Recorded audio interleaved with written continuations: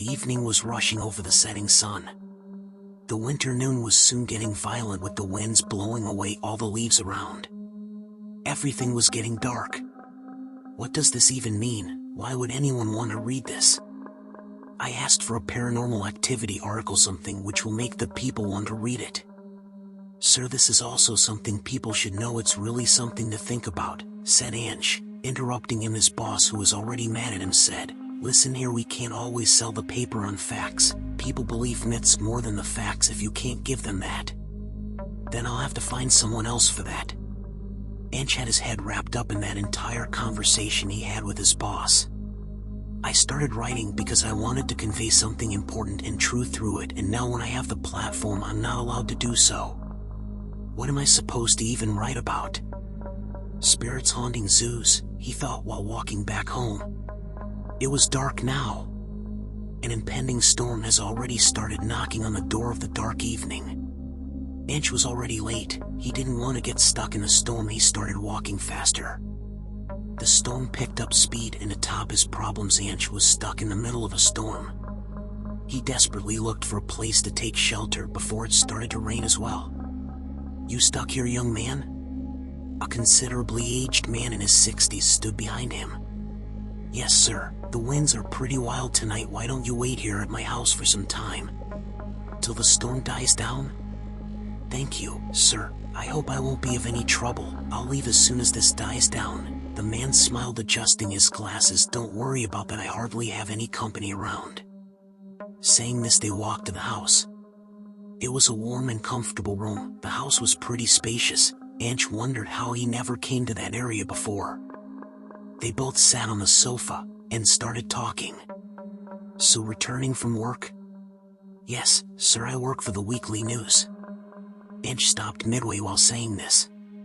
He remembered how he was almost on the verge of losing his job. Seeing him stuck in his thoughts, the man said, Got some problems there, young man? Ansh looked at him. He had a kind smile on his face. It almost reminded him of his parents. I don't know if I still work there, he continued, leaving a sigh. It's just getting difficult day by day, sir. No one really wants the facts, says my boss, Ansh said with disappointment all over his face. Well, what does he want you to write about? The man asked. Some hocus pocus the public believes in, something ghouls and spirits. So you think that is all hocus pocus? Ansh smiled. See, even you believe in this. When do we even talk about real issues when this is stuck in everyone's minds? I guess he was right. This job isn't for me. Wait, there are different kinds of truths in this world. What you might believe in is your truth. What even makes up facts to some extent? It's just people's belief. See, young man, it's a very thin line that separates myths from facts. At least that is what I have learned in my life. I had. As Ansh quietly looked at him, he said, by the way, I am the late Ravi Kumar. I was killed in a home robbery around 6 years ago in this same house we sit in. What, sir, are you being serious? Ansh didn't want to believe him and tried laughing it off. It was not just the robbers who had injured me, but only if someone could have come and helped me, I wouldn't be here. The man smiled. Ansh was getting really uncomfortable. I think I should go now. This early? You haven't even met the rest of the hocus pocus. Just as he said that, the lights in the house flickered. It was like the power went out. The wind whistled louder outside. Sir, are you there? Ansh called out for him. There was no answer. He mentally cursed himself for even entering in that house.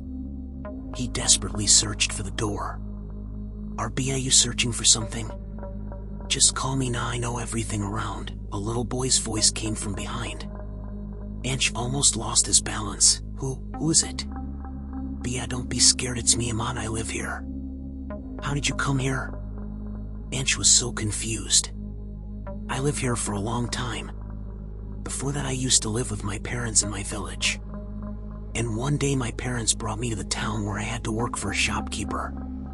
He hit me a lot and always made me work. But I wanted to go to school. He stopped. What happened after that? The faint lights from the streetlights shone in the room. I ran away. I had no place to live and went hungry for days.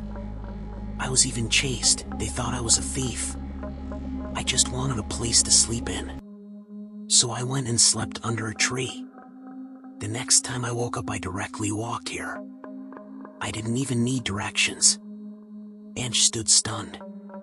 He didn't know whether to feel scared or sad. Can you show me the door to outside?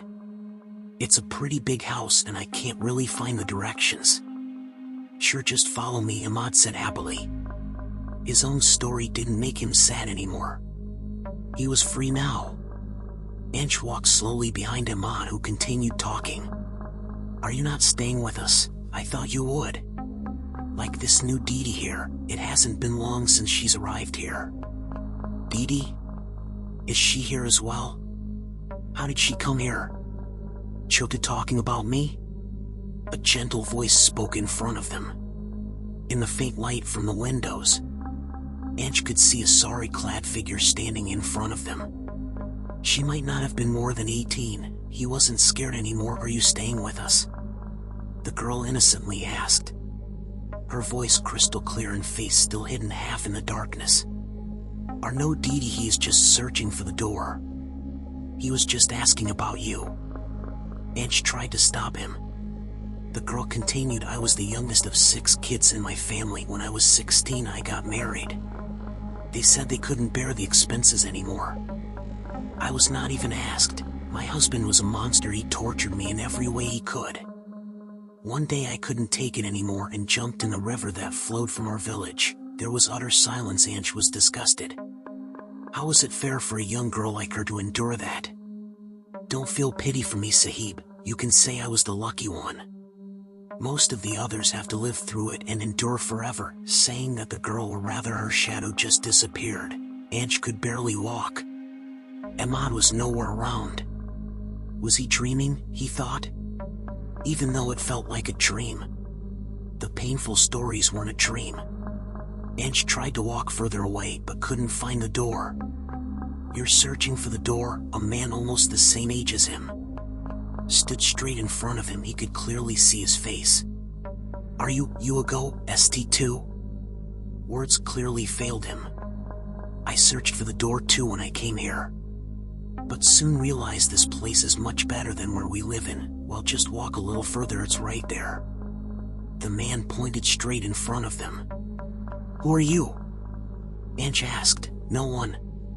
I don't answer that anymore. My name is the reason I am here. Ansh stood confused. They were fighting and burning things. I just went to see what was happening. They didn't spare me and I lost my life in that riot, which gave no one anything except for destroyed lives. Ansh just stared at him. He was not confused anymore. He knew what was happening. What happened in all of them that lived, or rather, he didn't know what to call that anymore. Still sure you want to leave? The man asked. Ansh nodded and quietly walked out. The storm had died down. He had got his story. He walked home thinking about all of them in that house and all the others the house waited to welcome.